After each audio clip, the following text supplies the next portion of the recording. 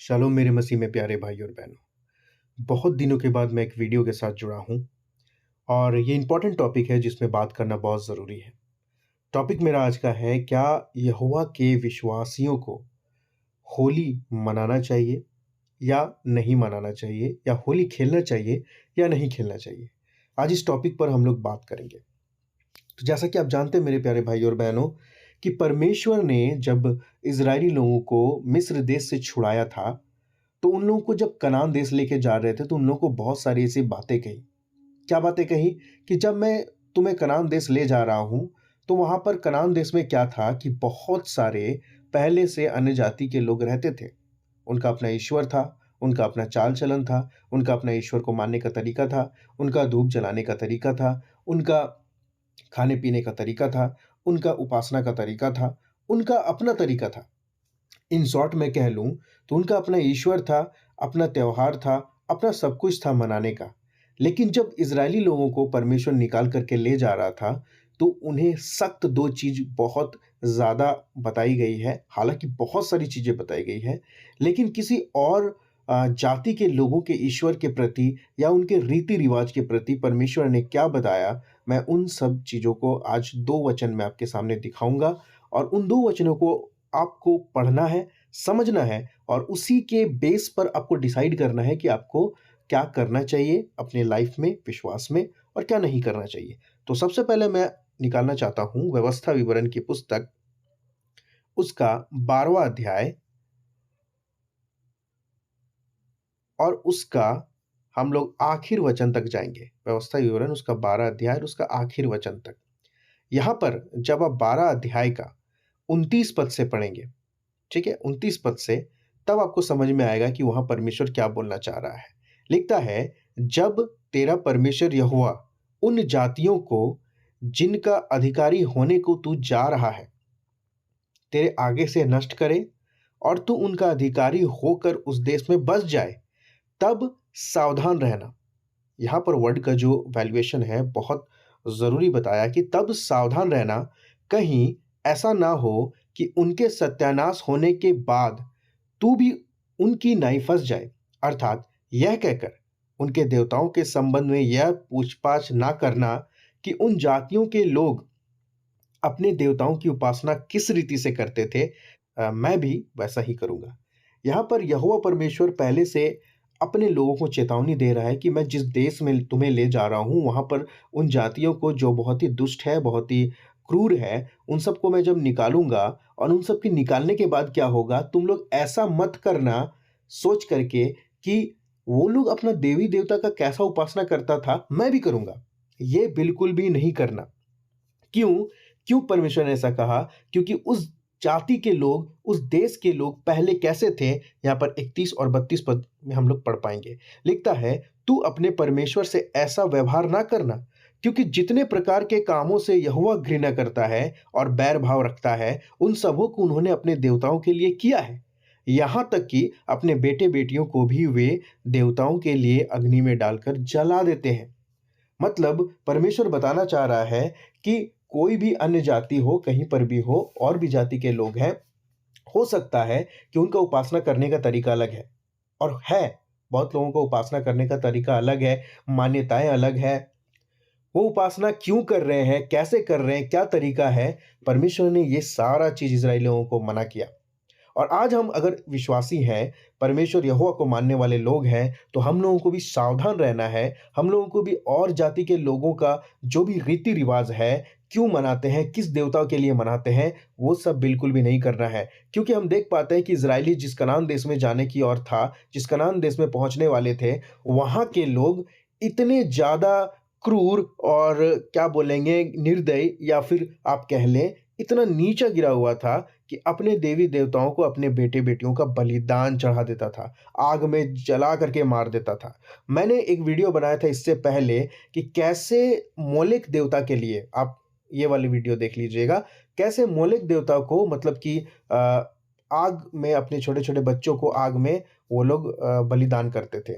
मैं बताना चाहता हूँ एक छोटा-सा चीज़, वो लोग कैसा बलिदान करते थे पता है? वो लोग करते क्या थे? वो लोग अ, एक मतलब आप समझ लीजिए, एक हाथ में मशाल टाइप का रहता था बड़ा-सा, जिसमें वो लोग अपने बच्चे को रख देते थे और बहुत सारा हिस्ट्री पढ़ेंगे तब आपको पता चलेगा, बहुत सारे लोग खड़े होकर के मतलब बजाया करते थे बहुत ज़ोर-ज़ोर से ढोलकों को या फिर जो भी उन लोगों का बजाने का इंस्ट्रूमेंट था अपने देवताओं को खुश करने के लिए, बलिदान चढ़ाने के एवज़ में, वो लोग बजाते थे। क्यों ऐसा बजाते थे? जिसमें बच्चे को रख दिया जाता था और उसके नीचे आग लगाया जाता था। ज़रा आप सोच करके देखिए कैसी मानसिकता के लोग हैं कि अपने बच्चों को उन देवी-देवताओं के लिए होम करके चढ़ा रहे हैं, बलिदान करके चढ़ा रहे हैं, जो कुछ भी नहीं है।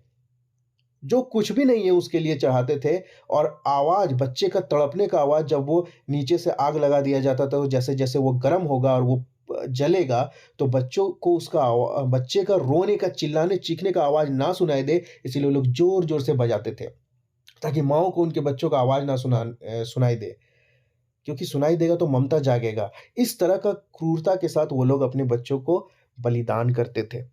32 पद में लिखता है, जितनी बातों की मैं तुमको आज्ञा देता हूँ, उनको चौकस होकर माना करना और ना तो कुछ उनमें बढ़ाना और ना कुछ उनमें घटाना।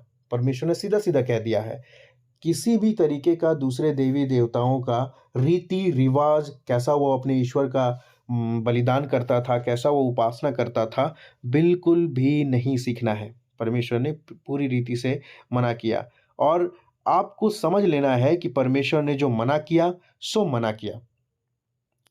एक और वचन हम लोग देखेंगे, वहाँ पर क्या बोलता है परमेश्वर, आपको और भी क्लेरिफ़ाई करने के लिए। आप मेरे साथ निकालिए निर्गमन की पुस्तक, उसका 23 अध्याय, उसका 21 पद से मैं पढ़ूँगा, आप सुनिएगा। वहाँ क्या लिखता है, यहाँ पर भी वही बातें कही गई है, इज़राइलियों को सलाह या फिर आज्ञा दी गई है, किसी क्या करना चाहिए। यहाँ पर अगर हम लोग आगे से पढ़ेंगे तो परमेश्वर एक दूत को भेजने के बारे में बोलता है, जो स्थान को तैयार करेगा, वहाँ तक पहुँचाएगा, कनान देश तक लेके जाएगा।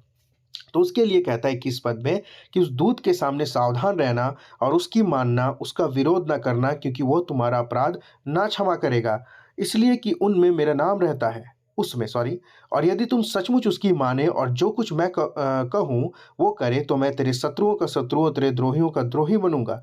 इस रीति मेरा दूत तेरे आगे आगे चलकर तुझे एमोरी, हित्ती, परिज्जी, कनानी, हिब्बी और यबूसी लोगों के यहाँ पहुँचाएगा और मैं उनको सत्यानाश कर डालूँगा। 24 पद को ध्यान दीजिएगा।